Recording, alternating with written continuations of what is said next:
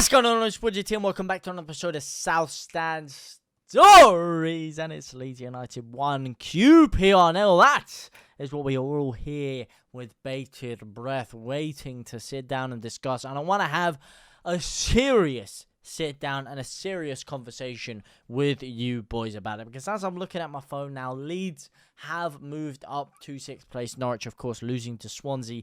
Big result for Leeds, and Leeds are now back in the playoff zone. But, importantly, we're now 11 points behind Leicester. 11 points with 10 games played. Not a good position to be in because we need to be scouting out that automatic promotion. Yes, we're closer to Ipswich than that, but either way, it's still too close for comfort. And I don't feel very comfortable with the way things stand right now.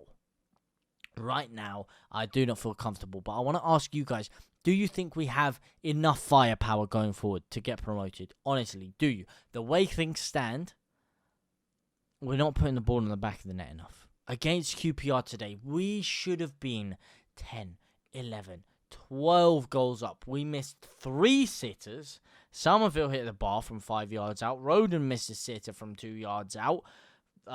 Flipping Strike blazed it over the bar from 4 yards out. We missed sitters. We missed big opportunities again. So many times we had the ball within their final third and the final cross was off.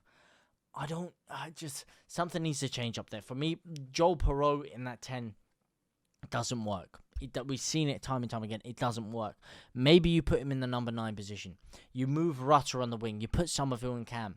The second we did that, the second we moved Rutter out of that number 9 position and we had Bamford up front making the runs, it was a different story. Because what Rutter's good at is picking the ball up from deep, driving past the player and spraying beautiful through balls. His ball distribution is amazing. His dribbling is amazing. His ball carrying qualities are amazing. His hold-up play, not so much.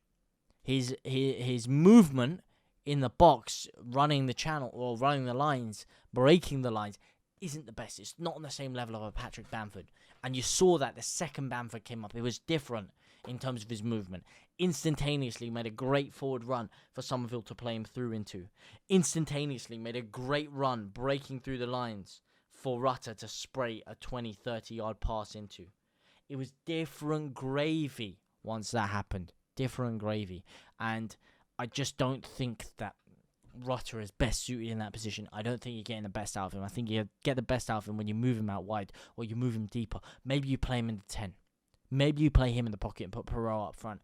These are things, just little things I think need to change just to, help Leeds. As for Jaden Anthony, on the other wing, he got his first start today. Impressive in patches. He's got all the skills. He's got all the technical ability you could ask for from a winger. But just his decision-making at times is a bit questionable. And he just looks like he lacks the confidence to take a player on. Like the quick decision-making to get the ball, bang, take it down the line. Lick a man. Use your skill. Use the attributes that he has. And he's just not quite doing that enough for me. Like, he didn't quite do that enough for me today. I'm not 100% sold on what we're looking for with him out wide there. Because I don't know if he's been instructed to do it or if he just does it all the time. He cuts in every single opportunity he gets. But he's not choosing his moments correctly. He's not choosing when to cut in properly. The times when he needs to take it down the line are the times he's cutting in. When you're playing on that left wing, you need to drive it down the byline. You need to cut it back. You need to do these things. And he's cutting inside and his shot's getting deflected every single time he does it. Like, the one opportunity, it was so funny. The one opportunity where he should have cut inside and he was running from deep and there was such a golden opportunity. There was only 2 defenders back to cut inside and whip it top bins. Is the time he drives it down the byline and tries to cut it back. Confusing, I know. And I know I shouldn't be complaining because Leeds just won. But we saw against Southampton, Leeds can be very profligate. And it can cost us because we have these blunderous performances like against Southampton in us. And if we don't capitalise properly in these other games, then it's going to cost us in the long run. And a game today, like we played against QPR, where they did nothing. And I repeat, absolute zilch. Jack diddly squat. And we came that close to blowing it away.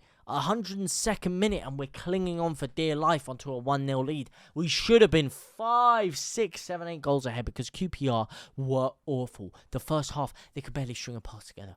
They literally did not penetrate our back four once in that first half. The second half, they did it about 2 times, and I'm pretty sure those 2 times came within the 90th minute, after the 90th minute in stoppage time, when they had 10 men even.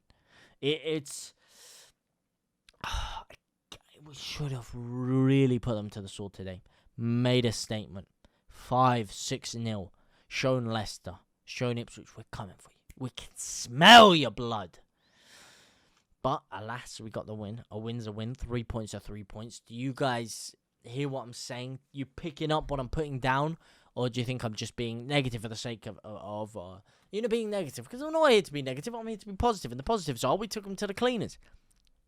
Our ball play, in terms of holding possession in their half, phenomenal.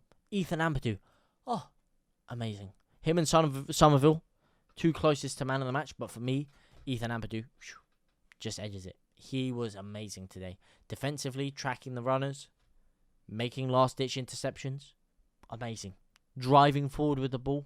His 30-yard passes he was spraying. One of the balls he played to Sam Byron where he pinged the diagonal. Beautiful. B-E-A. Beautiful. Honestly, sublime. And I think he is just definitely the best signing we made this summer by far. He's so good. And if we do get promoted, it will be heavily thanks to him. And if we don't, I don't know how we're going to keep hold of him because, man, everything about the way he plays is perfect in that holding midfield position. Literally perfect. When he drops in to cover the centre halves, his positional awareness, everything is on point. When he has the ball, he's calm. He's composed. He has a radar of what's going on around him.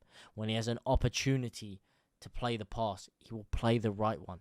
He can spray long balls. He can play the easy pass when he needs to. He's got the composure and the comfort on the ball. He really reminds me of Calvin Phillips' first season under Bielsa, second season under Bielsa. That kind of Calvin Phillips when he was playing in the Championship. He reminds me a little bit of that. Just the way he moves, the way he plays. He gives me those kind of vibes. Obviously, like set pieces and finishing, he's not on the level of Calvin Phillips, but man, I really love Ethan Ampadu. And I thought he was great today. And I thought Leeds, there are a lot of positives to take out of it today.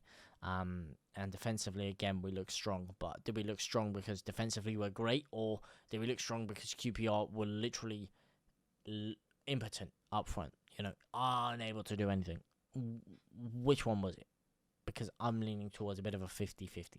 And speaking of defenders, I think Joe Rodon, thankfully he got up and was able to play on. But today he was awful. Okay, missed a sitter in front of goal. First half, he had an absolute stinker, if I'm being honest.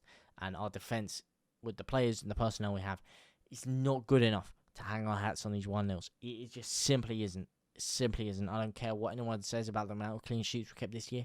Simply not good enough. With the personnel, when you come up against more lethal sides and more lethal forwards like Jamie Vardy, you cannot be affording to do this. But onwards and upwards, mate. Onwards and upwards. Big game on Saturday. We're going to be here on the channel to cover it. You guys are going to be there to watch it. Wherever you are around the world. Hopefully you come and watch it with us. And it'll be good fun, man. It was good fun today. Actually watching Leeds have a bit of a comfortable performance. We had a good time. And that's what we're going to move on, taking forward. But let me know what you guys think. Is there anything you guys would change? Do you like the way Fark's playing? Do you think I'm right about our problems going forward? Or do you think we just stick with the same lineup and just try and chug out these results? Let me know what you guys think down in the comment section down below. For now, guys, I will see you very, very soon. Au revoir, my brothers and my sisters.